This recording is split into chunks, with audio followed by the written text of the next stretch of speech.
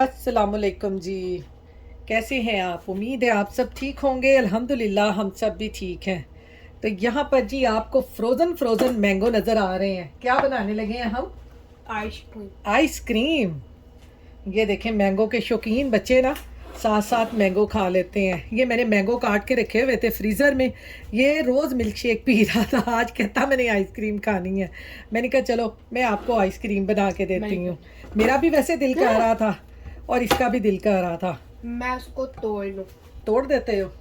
मैंने कहा चलो हम दोनों ना आइसक्रीम बना के खाते हैं, क्योंकि मैंगो आइसक्रीम मुझे भी बहुत पसंद है और इसको भी बहुत पसंद है।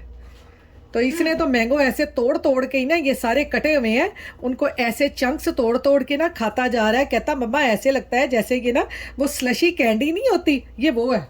नहीं, ऐसे ऐसे तो मुझे feel like okay already candy हो गई है। कैंडी है ये, कैंडी नहीं, आइसक्रीम।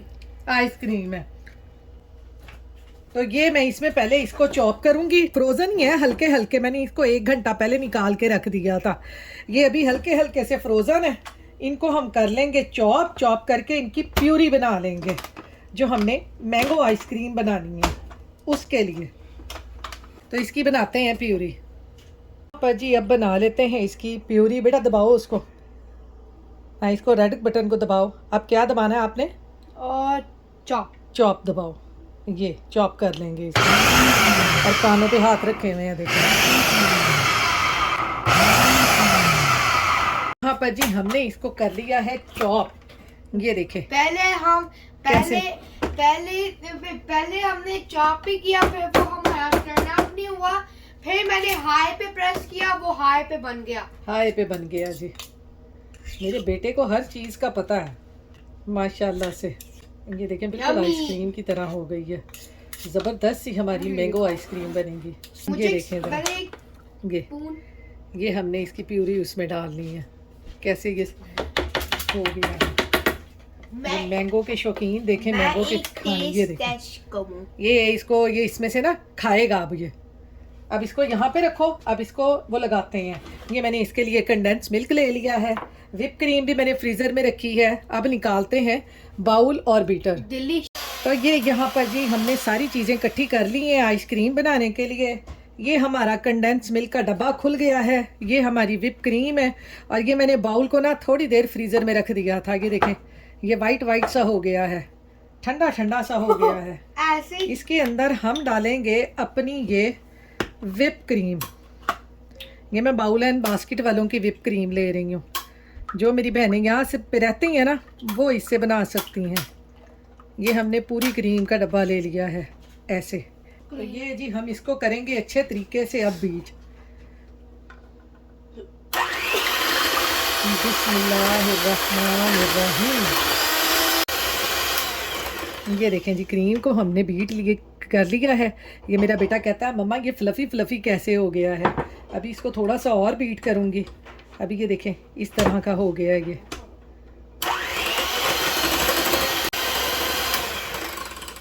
तो ये देखें जी हमारी जो क्रीम है आइसक्रीम बनाने के लिए, वो अच्छी तरह से बीट हो गई है। ये देखें, ये ऐसे बन गई है जैसे स्नो है।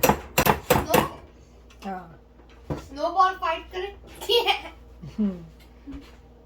तो ये जी हमने ले लिया है स्पैचुला। इससे इस क्रीम को इकट्ठा कर लेंगे। इसमें डालेंगे साथ ही अपना कंडेंस मिल्क। हमने यहाँ पर एक विप क्रीम का पैकेट इसमें डाला है। मैं इसमें एक कंडेंस मिल्क का ये पूरा डाल दूंगी।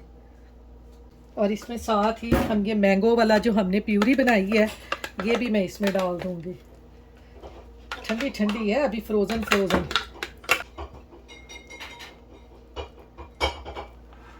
वो दो मुझे बीटर। हाँ, बीटर से एक दफ़ा बीट कर लेते हैं।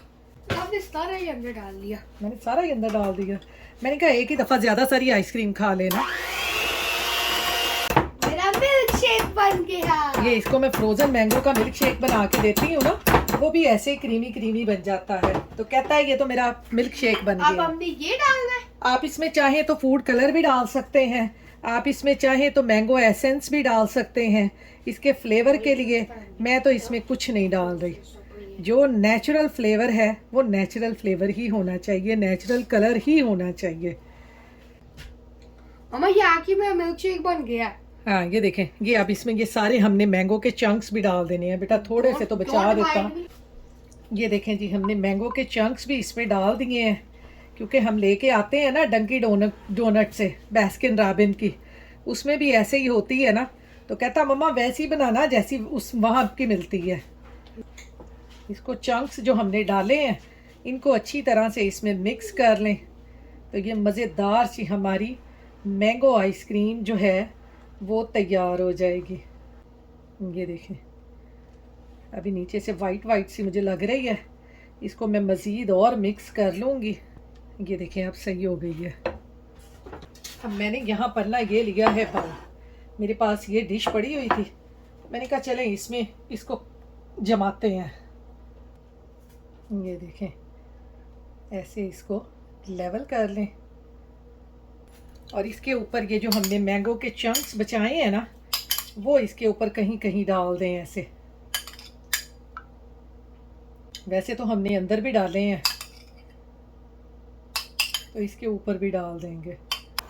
इसको ऐसे ऊपर से कवर कर देंगे क्लिंग रैप से, और इसको ऊपर से इससे कवर कर दूंगी, एयर टाइट कर दूंगी इसको बिल्कुल ऐसे। हम अपनी आइसक्रीम को रख देंगे फ्रीज़र में, और इसको 2 घंटे के बाद निकाल के इसको एक दफ़ा मिक्सअप कर दूंगी, फिर इसको पूरी रात के लिए फ्रीज़र में रख दूंगी। कल आपको इसको चेक करवाऊंगी कि ये कितनी ज़बरदस्त हमारी आइसक्रीम बनी है।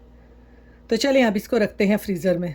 तो यहाँ पर है जी तकरीबन रात के 8-9 बजे का टाइम, और हमारी आइसक्रीम को ना फ्रीज़र में रखे हुए 4 घंटे हो गए थे, और अब्दुल ने कहा कि मैंने अभी ये आइसक्रीम खानी है, तो मैंने कहा चलो मैं इसको मिक्सअप भी थोड़ा सा कर लेती हूँ और अब्दुल को देती हूँ। तो देखें हमारी आइसक्रीम कितनी मज़े की बनी है। ये देखें, ये इसको सिर्फ़ अभी मैंने ना 4 घंटे फ्रीज़र में रखा है, इससे ज़्यादा नहीं अभी मैंने रखा। तो ये देखें कितनी ज़बरदस्त हमारी जो आइसक्रीम है ना वो बन गई हुई है। मैंगो आइसक्रीम ऐसे ही लग रहा है जैसे बिल्कुल हम ना बास्किन रॉबिन से लेके आए हैं, यानी डंकी डोनट से हम लेके आते हैं ना, बिल्कुल वैसी ही है। और इधर देखें मैं आपको दिखाऊं, ये आइसक्रीम लवर, जब से मैंने आइसक्रीम फ्रीज़र में रखी है ना तब से इसने पूछना शुरू किया हुआ है कि आइसक्रीम बन गई कि नहीं बनी। बस आपको पता है गर्मियां हो या सर्दियां, बच्चों को तो आइसक्रीम बहुत पसंद होती है, और बच्चों के साथ साथ बड़ों को भी बहुत पसंद होती है। आप में से किस किस को मैंगो आइसक्रीम पसंद है? देखें आपको भी देख देख के मुंह में पानी आ रहा है ना, तो जल्दी से जाएं, अभी मैंगो ख़त्म नहीं हुए होंगे पाकिस्तान में। जल्दी से आप भी मैंगो आइसक्रीम ढेर सारी बना के रख लें और फिर मज़े से खाएं, क्योंकि मैंगो आइसक्रीम जो है ना वो सबको ही बहुत पसंद होती है। तो ये मैंने निकाली है अपने लिए और बाकी रख दूँगी फ्रीज़र में। तो जैसे ही यहाँ पर हम आइसक्रीम खा रहे थे तो बाहर से ना अचानक से हमें पूँ पाँ की आवाज़ें आने लग गईं। तो मैं और अब्दुल फ़ौरन भागे बाहर के, हम देखने लग गए कि बाहर क्या हुआ है। तो जी बाहर तो इतने ज़्यादा फायर ट्रक और पुलिस की गाड़ियाँ खड़ी हुई थीं, लोग तो यहीं खड़े हुए हैं। वो देखो है कहाँ पे, फायर ब्रिगेड भी उधर आया हुआ है। पता नहीं कितने ये फायर ट्रक है, पता नहीं कितने फायर ट्रक है। वो तो जाके बना के आते हैं, दरवाज़ा बंद है। ये देखें कितने फायर ट्रक आए हुए हैं। मैं आपको एक चीज़ बताऊँ, एक्ट करना कि जैसे आप कोई चीज़ करो बट उनको फायर लगी कहाँ पे है?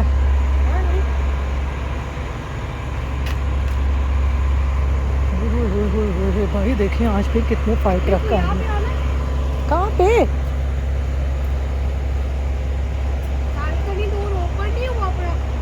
किनका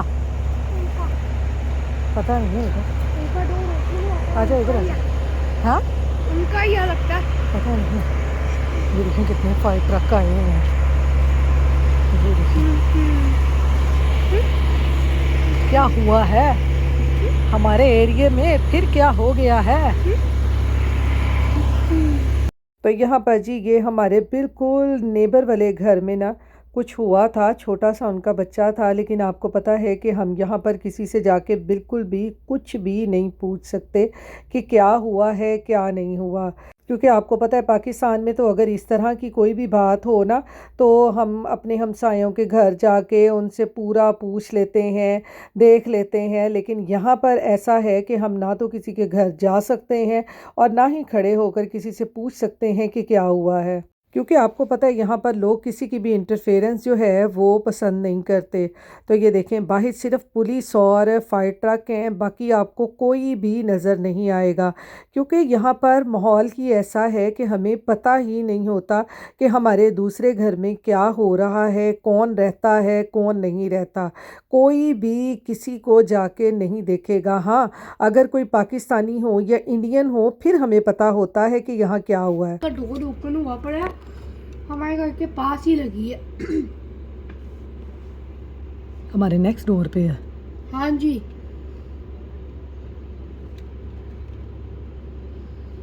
ये लकी हो जैसे जर्मन से हुआ था ना, जैसे उन्होंने जैसे उन्होंने उनको उसको क्या दिया था कि आपके घर के पास फायर लगा, आप बाहर निकल जाओ। वो हमारे साथ नहीं हुआ, ये शुक्र करो। वरना जर्मन तो कह रहा था कि जब उसका वो हुआ था ना, जब वो घर आया था ना, इतना धुआं था, फायर अलार्म भी वो टी टी टी।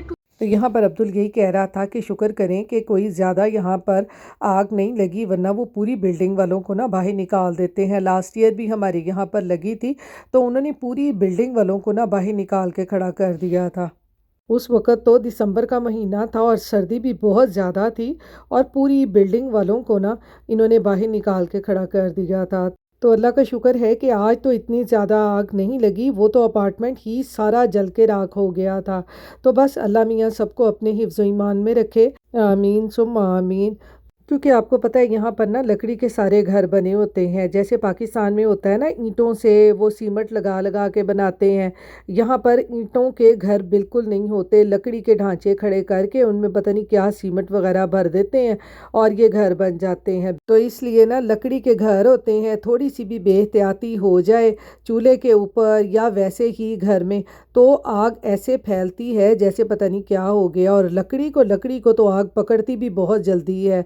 तो यहाँ पर इसलिए एहतियात से सारे काम करने पड़ते हैं। रात को चूल्हे वगैरह जो है वो चेक करके सोना पड़ता है कि कहीं कोई चीज़ भी जलती ना रह जाए। और यहाँ पर तो मैं रात को ना डरते हुए फ़ोन को भी चार्ज नहीं करती कि रात को आपको पता है ज़्यादा ओवर चार्ज हो जाए तो कुछ भी हो सकता है, इसलिए यहाँ पर बहुत एहतियात करनी पड़ती है। यहाँ पर जी अल्लाह का शुक्र है फायर ट्रक और पुलिस वाले सारे चले गए, तो अंदर आके मैंने बनाई है अपनी और अपने हस्बैंड के लिए चाय। अब हम पी रहे हैं चाय और साथ साथ में अभी डिस्कशन चल रही है। तो इसके साथ ही मैं अपने व्लॉग का एंड करती हूँ। अपनी दुआओं में याद रखिएगा, अपना ख्याल रखिएगा। अल्लाह हाफिज़।